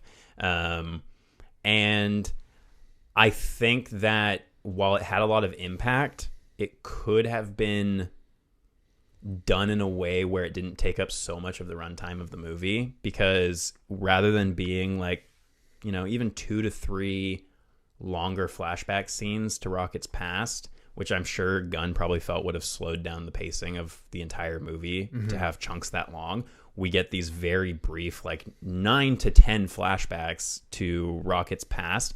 And what it did to me was it made my neck hurt because of the tonal whiplash. I felt like there were actually jokes that would have landed in the movie if they had not been placed immediately after us sobbing at horrific things happening to Rocket. There were parts where the audience even, because like it would be something that was sad and all of us were basically silent, and I would hear somebody like laugh, and I was like, I think you're getting the wrong idea. Well, like there was one that I remember vividly where it's just a horrific thing happens to Rocket, and I was crying through most of the movie. My joking Letterboxd review was I recommend seeing this in 3D because it's nice to have big glasses on to make it slightly less obvious that you're crying like a small bitch. But I'm pretty sure the whole audience was probably in tears like that during those scenes. Again, if they have a soul. But there's a scene where like something horrific happens, and then we immediately cut to Drax clotheslining somebody off of a dirt bike, and we're all supposed to laugh, and it was dead silent in the theater. Because I just think that it's tough to balance a tone that is going back and forth that rapidly. I really liked the emotional bits though, and I thought that it worked really well for most of it, and it did let you sit with it for a lot longer than I feel like some of these other movies do, especially in the Marvel universe. Because I mean, you get the Harry Potter Dumbledore train scene toward the end of this one, and I was like, okay, cool, like let's have this moment for him. And I don't know, I like that development of that character a lot in this. Mm-hmm. Yeah, no, and I totally agree, and that's why I'm having a hard time kind of working out how it could have been done differently without, like I said, fucking with the pace of the movie, because the thing really goes and it's only I think 2 hours long, but it's 2 hours and like 10 minutes minus the credits. Yeah, but it moves pretty quick. I didn't feel like it especially dragged in any parts. There's always something happening. It's just that the bouncing back and forth got a little bit kind of discombobulating, especially when we had so many balls in the air, like in the second act and going into the third. But I thought that anytime it started to kind of lose its footing for me, it would pretty quickly bring it back. And I thought the third act like completely knocked it out of the park. And overall, I've always loved the Rocket character, and I loved being able to see his journey in this movie especially, but also just across the three movies. And I do think that these characters have some of the strongest character development in the MCU outside of like Tony Stark or Steve Rogers, maybe like the big tentpole ones we've had, or like maybe Thor if his arc up until he became a buffoon. But does what happened in Love and Thunder kind of change what happened here? Because we don't see Chris Pratt's Star-Lord in the state that he's in when we get to this movie. You know what I mean? From my understanding, he's still functionally Star-Lord, even during all of this. It's just that when they're not in the act of being the Guardians of the Galaxy, like this process of like setting up camp at nowhere and all of this stuff, he's basically like, because he's not doing anything and he's not putting himself into anything, he is left alone with his thoughts, and that's when things sort of creep. And as somebody who can relate wholeheartedly to that type of emotion, and when they're not like actively doing something, it's really hard to kind of push the demons away. Like, that totally makes sense. And I think that this movie does something that some of the other films in the MCU don't do, which adds to the value and gives more stakes to this without having to kill characters, which I think is really neat. Because like there are a lot of moments where you think that characters aren't going to make it out, and they do, and that's all fine and dandy. We've talked before about how stakes kind of like not being utilized can ruin films. What I feel like this does well is it plays with the prior romances that existed in the first two films and sets you up to where the concept of Peter Quill and Gamora being together is the character that's killed off, because this is a different Gamora and they're two different people at this point. Yeah. And it actually is pretty sad to see if you were attached to those characters as they existed in the first two movies, which I think most viewers probably were, and that really is what it feels like. That's a really good way of putting it. Like, it feels like not only did Gamora as a character die in Infinity War, but yeah, like that relationship as a character died, and this whole movie is kind of like, I can't even imagine like how fucked up that would be to lose someone and then have someone who is them but also entirely not them. And I love how the resolution to that is not Star-Lord convincing her that she needs to be that Gamora, but him finally accepting that she is not, and accepting that she's found a family somewhere else. And we get that scene of her rejoining the Ravagers at the end and them all hugging and like so happy to see her. And you realize that, like, you know, like in any healthy relationship, you know, while it may not have worked out, you're happy to see them happy. And at the end, that's kind of him, is he realizes that she's always been searching for a family. And while that may have been the Guardians in this other, you know, reality that they got to live together, you know, and it's also the whole, you know, better to have loved and lost than never to have loved at all. And at least they don't leave this movie on as complete enemies like they were at the beginning, where she's just like, who the fuck are you? Like, get See, when she attacked him was fucking intense, and I was like, oh, hell yeah, Gunn, push it. Where she was like, I'm not her. And I was like, okay. I'm curious, though, like, how this movie would have been different if these characters hadn't been so radically fucked around with in... And I'm sure that Gunn, you know, he was in the loop for all of this, and because that's how Marvel does these things, is like if they're using those characters, they at least have the people in the loop. But I told you guys I read an interview with Gunn where they asked him, was there anything you didn't like about how the Guardians characters were used or portrayed in the Avengers movies? And he's like, yeah, there are a few things that I wouldn't have done, specifically not having Quill be a dumbass and you know, destroy half the universe. And they address this in this, where he says, like, yeah, I lost my temper and I destroyed half the universe. He's always been emotional, though, so I didn't feel too out of place. I don't think so either, and I think that maybe there's probably a part of Gunn that like projects himself onto the character of Star-Lord, which I think totally makes sense. Like, I would never do that. Like, I would, yeah. So, and he is and Gunn definitely has been, especially with Rocket. Obviously, he said that like he is Rocket, and he said that that's why this movie was such a big deal for him. Was he felt like Rocket's journey kind of like paralleled his in terms of the lesson at the end being like, you know, being empathetic to all living creatures and learning to love everything no matter who they are or what they are, which we've talked about some shitty things that Gunn has done in the past. And so if that's the reality of how his journey has gone as a person, and he wants to showcase that through the Rocket character, I think that's super cool. I mean, that's what art is all about. But yeah, I'm just curious. And like with the Gamora thing, if she hadn't been the character who was killed by Thanos, how would that have played out in this movie? Because unfortunately, because of the way that she has to really be shoehorned sort of back into the Guardians fold, she for most of the movie is like sitting separately from them in the ship doing her own little side things. And not only does that kind of draw away from the focus of the movie, and again, you know, puts a lot of balls in the air, but it also just feels like kind of unfortunate for her character that she doesn't ever really feel like a part of the team until the very end when they're all working together. And it almost feels like if Gunn had not had to have her in the movie and had been able to completely write her out, he may have had an easier time with telling the story, because I don't really feel like she's entirely necessary, except with Quill being able to get that closure. And because that's the other thing I was thinking about a lot in this, is if this hadn't been Gunn's like last Guardians movie, we may have seen this Gamora and Quill thing extend through maybe another movie or so. Yeah.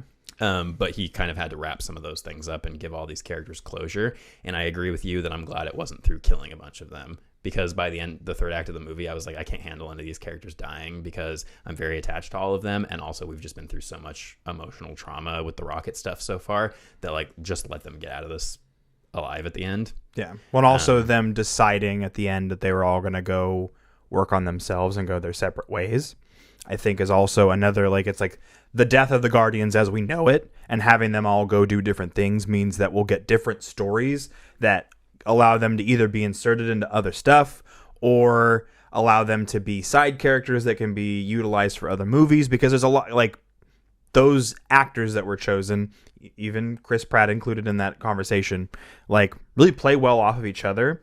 And I think as those characters, because of how well written they are by Gunn and the writing team that he worked with, like, they do a really good job of like folding in and being able to banter with other characters and things like that. So I think that obviously still full into spoilers territory, at the very end of this, we get a card at the end that says the legendary Star-Lord will return.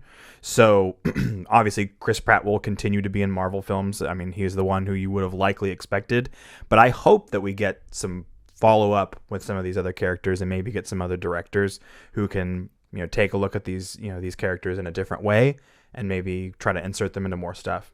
I think a Rocket-led new Guardians group would be super cool to get to follow. Yeah, it has a very similar feel to, was it the end of, is it Civil War or Age of Ultron? Whichever one ends with Cap going back to the Avengers facility, and he's got like Falcon and Scarlet Witch and all them there, and he's got like his new Avengers team starting. And that seems to be the way they're... It would have happened in Ultron because I think after Civil War, he's like an enemy of the state, right? Yeah. He's how did Hannibal Buress say it? He's like a terrorist or something. He says to Spider-Man, he's like, is this guy like a terrorist or something? Yeah. But it does seem like they're trying to say, okay, we're closing out our big franchises and kind of trying to set up, the next generation. But yeah, I would love to see, I think Rocket has endless like team up potential with other characters. I mean, it would be fun to see Groot pop up in other things. I do feel like Groot, there's only so much you can do with Groot, but I don't think that he was really showcased as well as he was in the previous two. The action of him worked well, but his emotional moments didn't work as well. Especially with it being a Rocket-centric movie, I was kind of surprised that we didn't get any sort of like emotional father-son moments with Groot and Rocket. It's like Groot kind of like never really acknowledges. And I mean, the other characters can translate what he's saying. He doesn't really ever acknowledge that his dad, like who he considers his dad, is dying. It kind of seemed like a missed opportunity to not gut punch us even more with that relationship. But maybe that's why he didn't do it, is because he felt like we were going through enough with the flashback stuff. But that felt like kind of a missed opportunity. And then it felt like the whole like tacking on Groot finally saying something in English at the end was just his way of like saying, but you got a little bit of a fun Groot thing at the end. I did like seeing like big Goliath, Hulk size. The kaiju was hilarious too. Yeah. Well, kaiju. But yeah, we got some new fun forms. I fucking loved when he had all the guns inside of him. Yeah. And then I was like, oh, that's why earlier Quill was like, you know what to do with these. Yeah. Hit them all inside. I think I would have liked even more time with Quill being kind of down in the dumps. Yeah, Like, we got over didn't that pretty get- quick. But yeah. it is what John was saying, I think, is that once he's back in action Yeah. and he has because he's the one that as soon as they're all like, oh God, what do we do? He immediately is like already walking down the hall, like, we're going to figure out where this guy is. We're going to get the code. We're going to save Rocket. And I said that it seemed to me like it was Gunn like course correcting Star-Lord's character from being like, because I'd gotten to a point where I couldn't stand him because of how fucking dumb I felt like he had basically turned into a doof.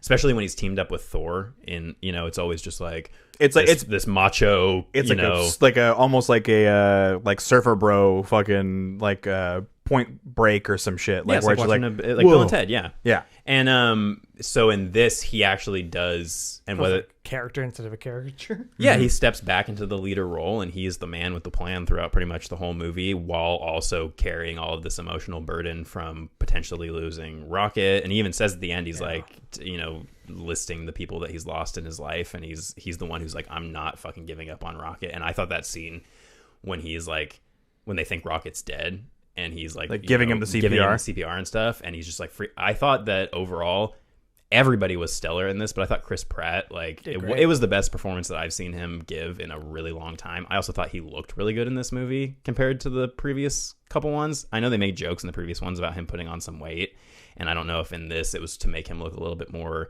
down in the dumps, but he did look like he had dropped some weight, and that's not, that's no indication of the quality of his performance, just an observation that I thought that he did look a little bit better in this, but a little bit healthier, I would say. But yeah, his performance is fantastic. Yeah. I mean, there's scenes where he's just staring at Gamora, and you can see so much emotion in his facial expressions. I was like, holy shit, man. Like, this is good. This you is good forget stuff. sometimes that he is actually a really good actor because he just kind of is in everything as Chris Pratt. Yeah. And you don't really get much out of that. And so yeah, I thought everybody really stepped up to the plate. Drax had more moments to shine in this than I thought he did, because in the second one they push him more into the whole Comedic relief. one note comedic relief character. In this, he actually gets to be useful and a part of the team, and also gets to kind of address like how the world perceives him as being an idiot. And I love getting Mantis in like the full movie as well. Mantis was one of my favorite characters. I mean, I love Mantis, but she was definitely like, she stood out to me in this. I think the Pom Clementief's performance, I think she's just a great fucking actor in general, but she really, to me, had some of the best laughs in the movie too. Some of the best laughs, but also some of the best like gut punch moments too. I think that what they do though is sometimes they'll have a joke and they'll just push it until it's dead completely, and they like will repeat it. Like the good dog stuff, like at first it was funny, or the bad dog stuff. It reminded me of the screaming goats in Love and Thunder. Yeah, it's and I was like, like, hey, you had a okay, we joke get that it. you're just like, do we really need to keep going back to this over and over again? Right. So there's stuff like that where it's like, okay, that's typical Marvel fare, and then we get this really kind of a boring villain. Like the villain is pretty fucking boring. I Both hated of him, them. and one of The only thing I really liked was the like skin, like face prosthetic. Like and that as was soon as cool. I realized that he must be wearing a mask because Rocket fucked up his face, and I was not expecting it to be as horrific. There's Oh also yeah, a- that's like nightmare fuel. There's also a lot of just straight horror stuff Yeah. in this, which I was happy to see because that's, James Gunn's roots. But Right.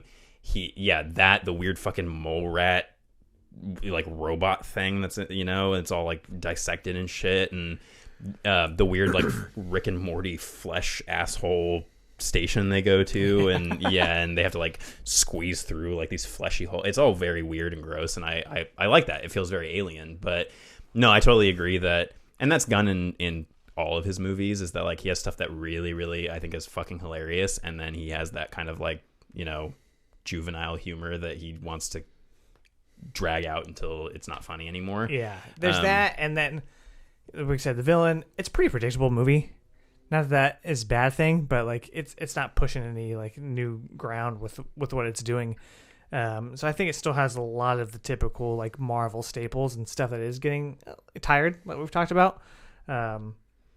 But it still is better than a lot of what's come out recently. yeah, And I think By far. I think a lot of that comes down to just being emotionally invested in the characters. Yeah. That's the thing, is like a lot of this you could compare to Ant-Man Quantumania in terms of the the way some of the worlds. I think overall the effects in this looked a million times better than anything in a lot of it's practical and sets though.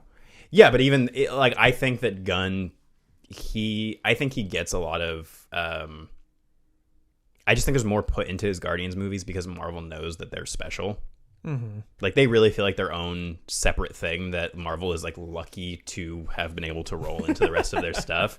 And so it just really feels like they go all in terms of making everything look like, I don't feel like the quality of the way these movies look has dropped at all. If anything, it's gotten better as the movies have progressed. It's maybe not as big and bombastic as like, Ego the Living Planet and a big fucking fight to Fleetwood Mac flying through the air and everything. But I, on the one hand, appreciated that the villain in this wasn't like, and they even address it where he's like, oh, I'm not trying to like take over the universe. I'm trying to like evolve it or whatever. But I thought that the performance was weak because all he does is fucking scream throughout the entire movie. And like has power set that he will sometimes use and sometimes doesn't use. And also is just Kang's power set that we saw in Quantumania. Why does Yeah. every bad guy now just shoot, lasers that have no discernible, like, you don't know what the fuck anybody's powers do, because he just, sometimes he can blast people across the room. Sometimes he can, it's like, okay, so he has those powers, but where do those come from? And and then this whole bit about, really, what makes him a villain is that you're just supposed to hate him because he's a piece of shit to animals. Which, I mean, it really is enough to make you hate and it seems somebody. like people now. Yeah, but it doesn't make him compelling. It makes him a piece of shit that you Yeah. want to see die, but it doesn't make him compelling. And that was also something that was getting on my nerves in the movie, is that a lot of the humor in this is just people screaming at each other. A lot of just the scenes are just, what if we bickered a little bit and then both just started screaming at each other. There's a lot of scenes of Mantis and Drax, and the funny part is just that Mantis eventually loses her shit and screams. There's a lot of scenes of Nebula losing her shit and screaming at everybody. There's And a lot of scenes. I don't think that Karen, is it Gillian? Yeah. I don't know. There's parts of it I like her performance, but then there's other parts where I'm like, I just don't buy you as this character.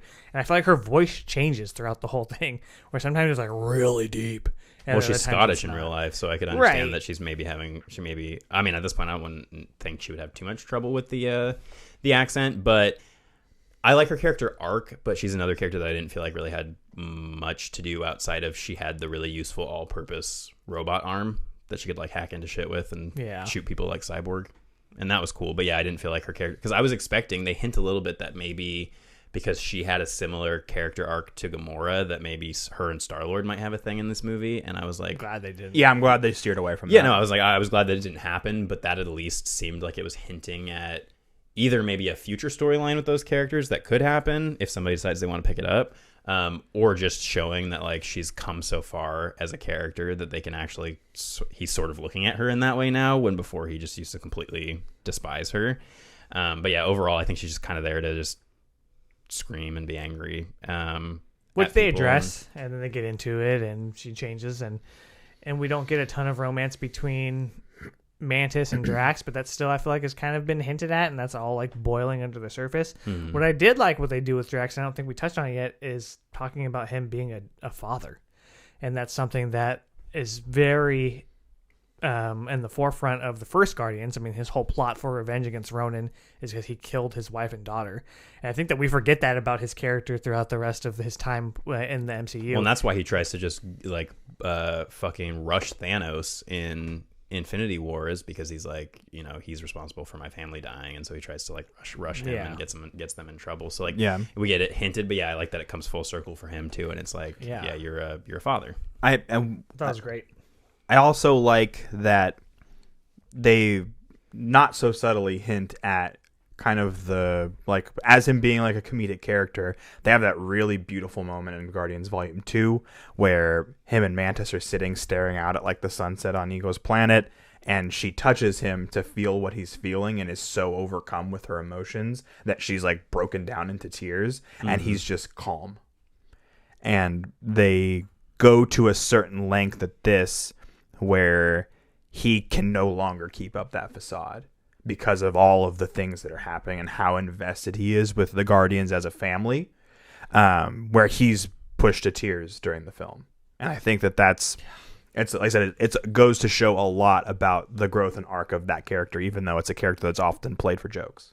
Yeah, I really felt like I was convinced that these people actually meant a lot to each other. Yeah. Yeah, there's a lot of moments in this where they like I think Nebula at one point has a line too where she's talking about Rocket, and I think it's maybe Gamora or somebody says like, oh well, like I'm family or something. She's like, he is too.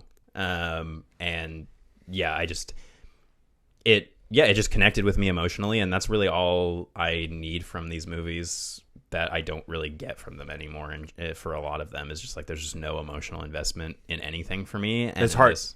And this I was like, I can totally have fun with all of the crazy CG. There were times with the CG, and I don't know if you guys noticed this, but it got like too close to stuff.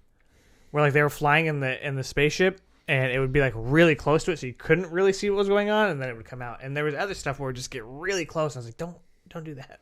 I do want to see this too close. not in 3D because some of the depth stuff was so fucking cool though. Like even the title, just the title having that depth, I was like, that's really cool. Yeah, no, I'm not mad that I saw it in 3D because, like I said last night when we got out of it, Space Shit I think is the best showcase for 3D. Gravity I thought was amazing in 3D for the depth.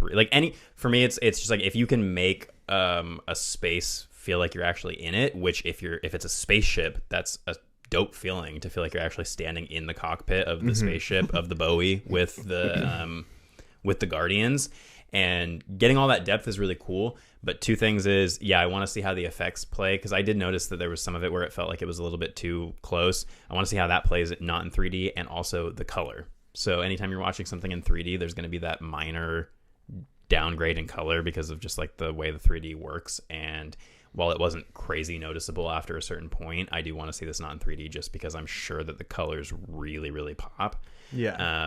But I mean, seeing this in IMAX and with the sound, especially with the music, I mean, it was pretty fucking awesome. And overall, we had a good crowd outside of the usual, like just, 100 people showing up. They've had, a fucking hour lead up to get into the movie. 20 minutes, well, not 20 minutes of trailers for IMAX, but, and just shuffling in at the end. But anyway. Anywho, I had this hunch about the High Evolutionary because I don't know if you guys recall this, but back in the 90s, there was a like sort of sequel show to the Spider-Man animated series called Spider-Man Unlimited. Mm-hmm. And in that, Spider-Man like gets on a rocket with Venom and Carnage and goes to Counter-Earth. And the entire series takes place on Counter-Earth, and he's with like animal people. And I was watching this, and I was like, "Is this the same like thing from Spider-Man Unlimited?" And so I looked into it. Yeah, it's the main villain of the series is the High Evolutionary, and he goes to Counter-Earth, and it's all populated by his like society of animal people.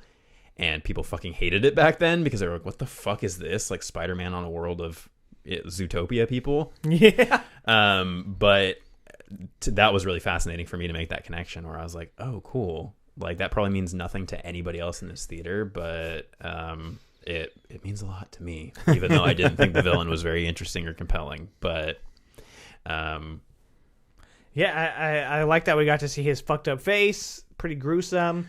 The scene that we hadn't really talked about is when they get into the ship and they're all working together fighting. And it's, I don't know if it's one take, but it's a few long takes put together.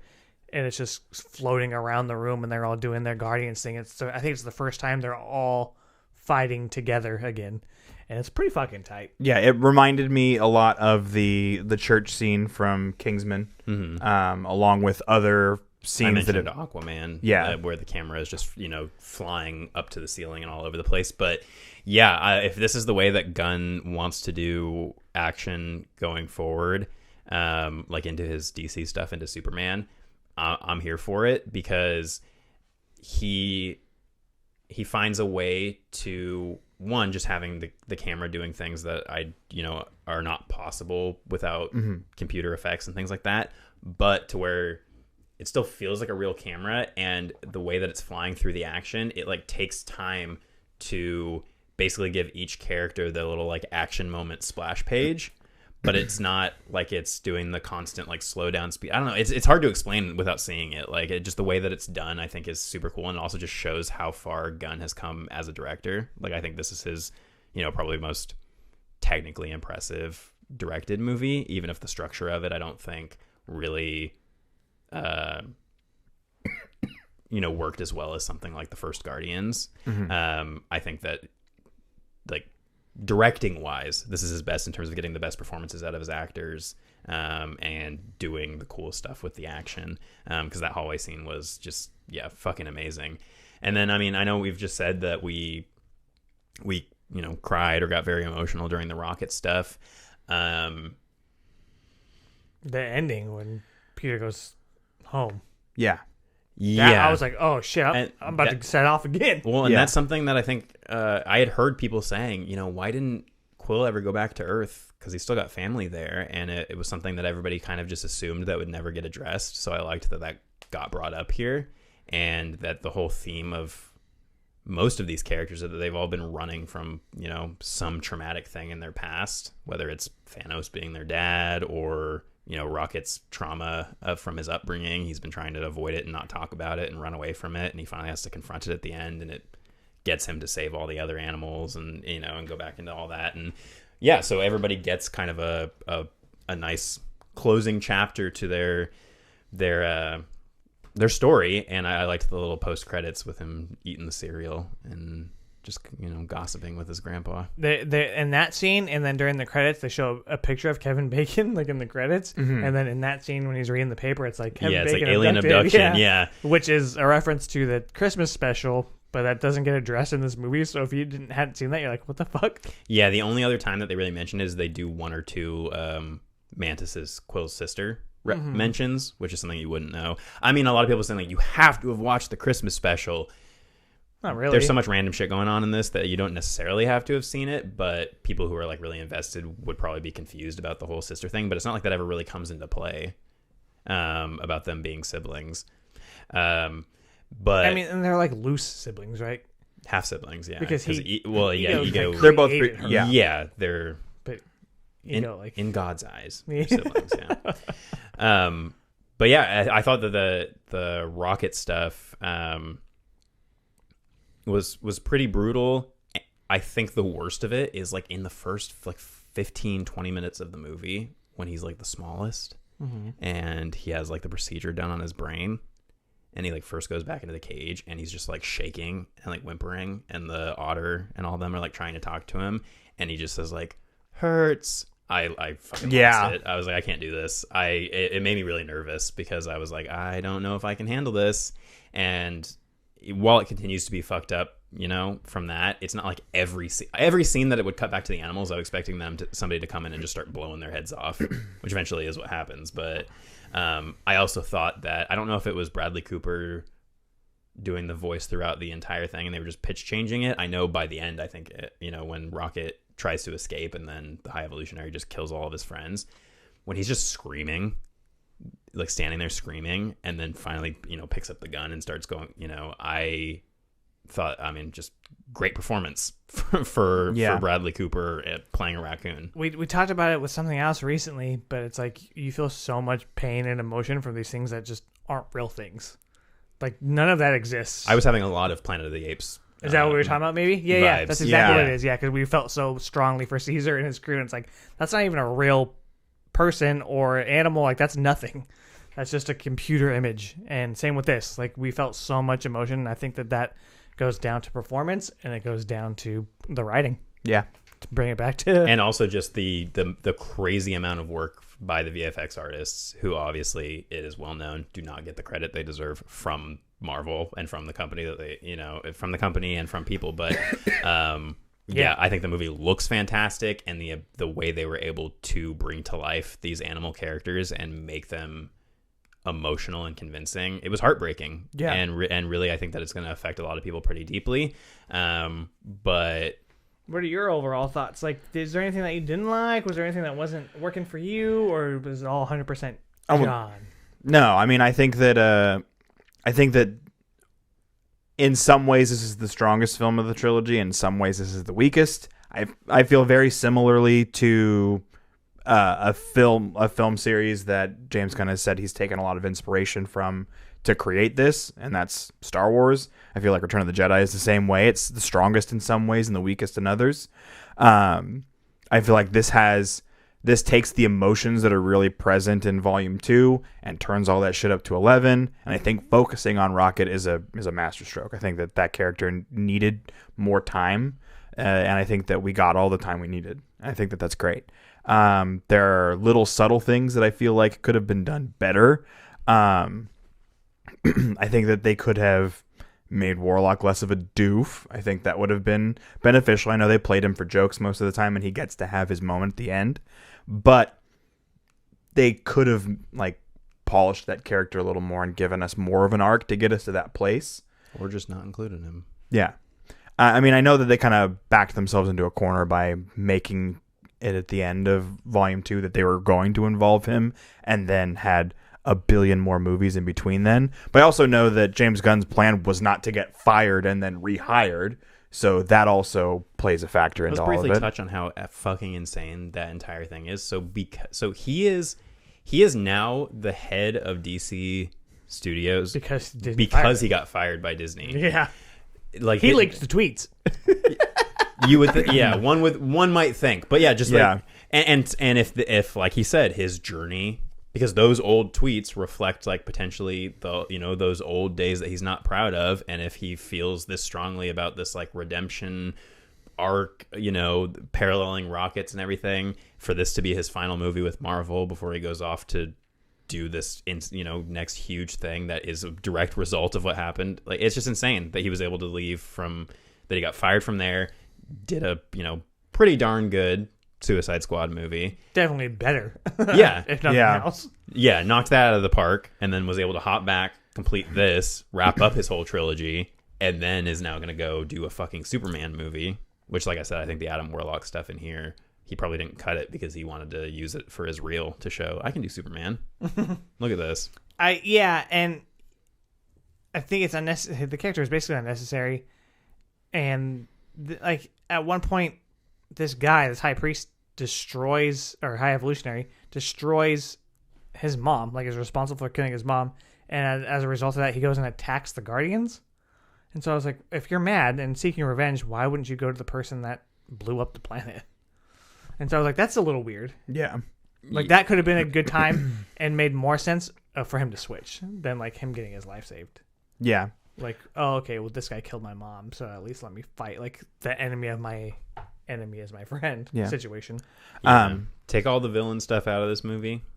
The rest of it, I think, is pretty great. I loved the Guardian costume this time around. The adding of the blue to like the typical Ravager's red, I think worked really well. But in the same conversation, when it comes to costumes, the fact that there wasn't a new Star-Lord mask is pretty upsetting. I wanted to ask you about that. Why? What the fuck happened to his Star-Lord gear? Was there something in the Christmas special or something that explained why he just doesn't use that anymore? Because all he has that he utilized before are his pistols. That's it. Because he doesn't have his mask and he doesn't have his boots. There were a million times in this movie where I was like, why aren't you flying around with your jet boots? That's like the that was your whole thing. part of your character that makes you different than just a dude with guns. Yeah, it's also just like an iconic Star-Lord thing. And They took it out because then the whole ending wouldn't have been able to happen. He could have flown all the way through and wouldn't have had to get bloated. Like, didn't we also do that exact thing in the last first movie or the first movie? In the first one, well, Gamora goes out, Yeah, I know it was reversed, but Yeah. the same idea. And then And we he saved goes- that person, and puts the mask on her. So that's got to be exactly why. So that we can have that ending. yeah, and that halfway through, I noticed that and went, it's probably a plot thing, which is not good enough for me. Yeah. because I want to see him zooming around and being Star-Lord. It's not really that big a deal, but I was curious about it. There was that, and then also, so when Ego was destroyed, I assume that means that Quill then lost any superpower godlike abilities that he had. Yes. Okay, that's what I figured. I just didn't remember totally. I think they mention it explicitly in that moment. Like he's like Yeah, if you no, if you destroy me, then you're just a regular guy or Yeah. whatever. I figured. And then So he couldn't handle an Infinity Stone now. No.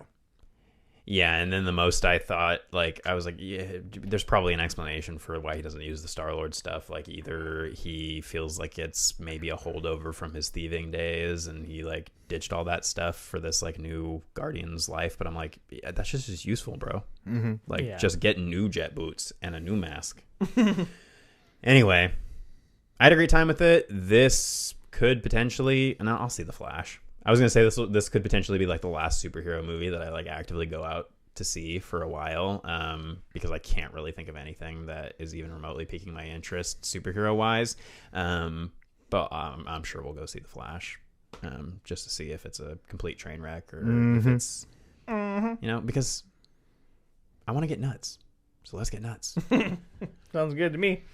All right, well, that's going to wrap it up for our episode this week. We hope that you enjoyed that. If you haven't already, head over to patreon.com/Porcelain Peak, and you can get our bonus episode where we just talked about Jennifer's body. And next week, we're talking about Knock at the Cabin. Knock, knock, knock. So those And have been you know pretty what fun. you know what you're supposed to do when somebody knocks at the cabin? Open the fucking door. Probably my favorite line in the movie. I said the only F-bomb in the MCU. Yeah, until really? until Deadpool sweeps in and Yeah. pow, pow, pow. But yeah, I couldn't Check stop those laughing. out. Yeah, and then next week we're going to continue animation, and we're talking about Princess Mononoke. So stay tuned and watch that movie if you hadn't, and we'll see you then. I've been Tone. I've been John. And I've been the guardian of the internet darlings, Galaxy, Star-Lord, Anthony, man. Thank you for watching and or listening. Keep it creepy.